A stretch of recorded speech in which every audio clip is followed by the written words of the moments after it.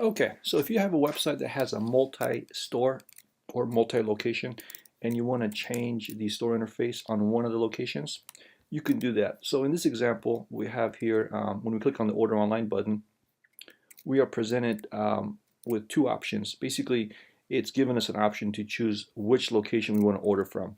So we have Lake Wales and Mulberry. So we got Order Online, Order Online. So each of these locations will send the order to that specific Clover POS. And if I click on this one, it'll send the order to that specific Clover device. So let's go ahead and click on one of these locations here.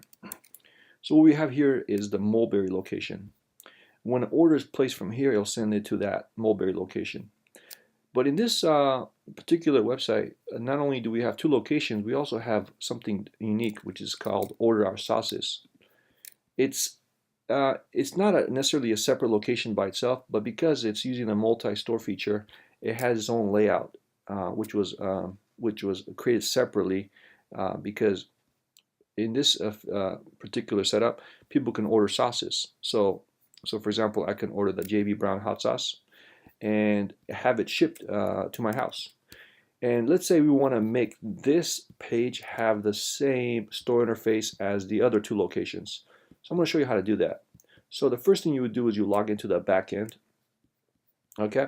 And then at the very top left, you'll see something called My Sites, Network Admin, Sites. Press this button one time.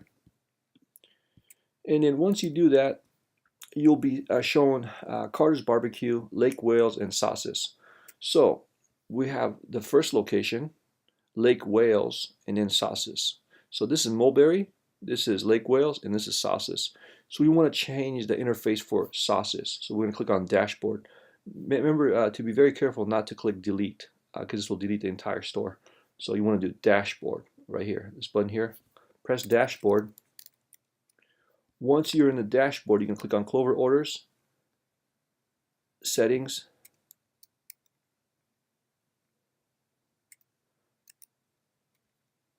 Store Interface, and then select the third one. This one will make it like the other ones, even though there's 5 to choose from, but the third one works best for this specific setup because the way the products are sold. Again, each store interface has a unique feature, but for this particular setup, this one works best. So now that we've changed it, we're going to go back and then refresh the page. I'm going to go ahead and refresh this page. Now we'll have a new store interface look. There we go. See, now we have Carter's Barbecue retail case, and people can order this stuff, and it will do it.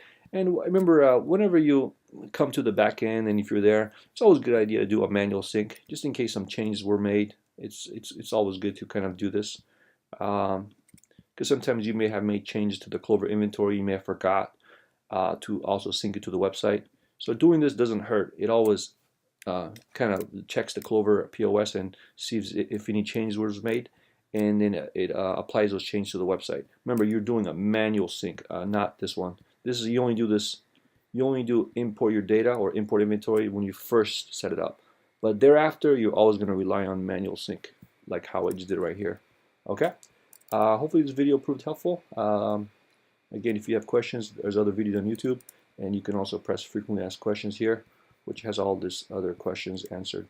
All right, thank you so much.